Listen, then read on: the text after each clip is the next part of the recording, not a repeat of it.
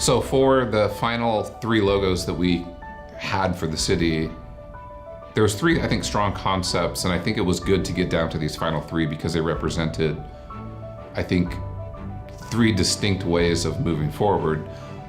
The first logo we called growth. It really was that strong tie to the diversity. It was also called, some people called it the wheat logo because it did represent and look a little bit like wheat. But really what we were trying to show was just growth, like a young plant growing. We used multiple colors. We tried to give it some balance by putting the box around it and showing that it was even growing out of the box. So it was a good, I think it's a strong candidate. It was one of my favorites. Option 2 was a modern interpretation of the cable bridge with a really strong color scheme that I thought was great. In fact, the colors of the bridge concept ended up influencing the final color design. Really strong reactions to this logo of people that loved it, which was actually different than the other 2. The other 2, I don't know if we had as many people that say, I absolutely love that logo, but number 2, our bridge concept, people really did say that. So I think it was a really strong contender. And just didn't make the final cut for a number of reasons. Finally, number 3 is the evolutionary logo, and the one that was chosen.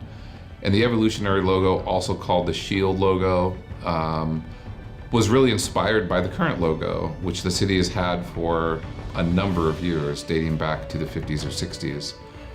And what we looked at is say, how can we make this more modern? How can we bring in some of these elements of diversity and bring in some of the elements of the current city, maybe landmarks, into this logo?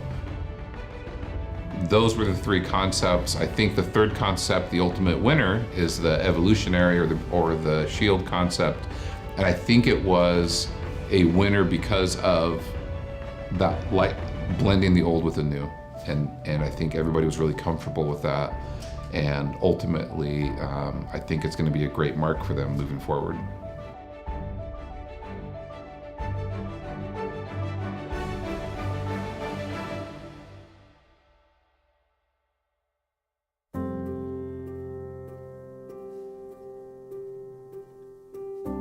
One thing I think is important, and it's fun and it's also hard when you're part of the creative team, is how many concepts we come up with that ultimately don't end up, maybe nobody really sees them but us. And you always wonder, like in the back of your mind, if somebody had seen one of our other concepts, would it have been resurrected and would it finally make it out into the public, and would this have gone a different direction? And that isn't doubting where you end up. I always feel like you end up on the right one.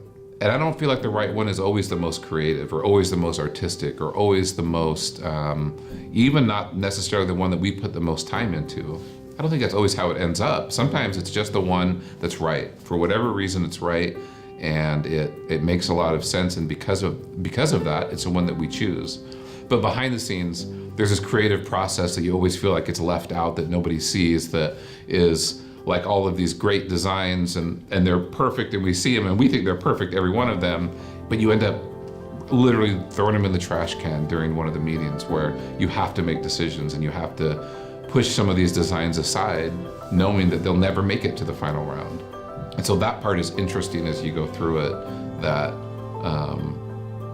I think there's some perception maybe that the logo that ends up being the one that we choose and that the public sees, they may hear about the budget, or they may hear about our process, or they may think that we first started drawing that one logo and that's all we did for the whole project, was just perfect that art for that one logo, and that's really not how it works. It's more of a creative process of finding, getting inspired, creating, and then ultimately ending or killing off some of these designs and pushing them aside, and then finding what rises to the top.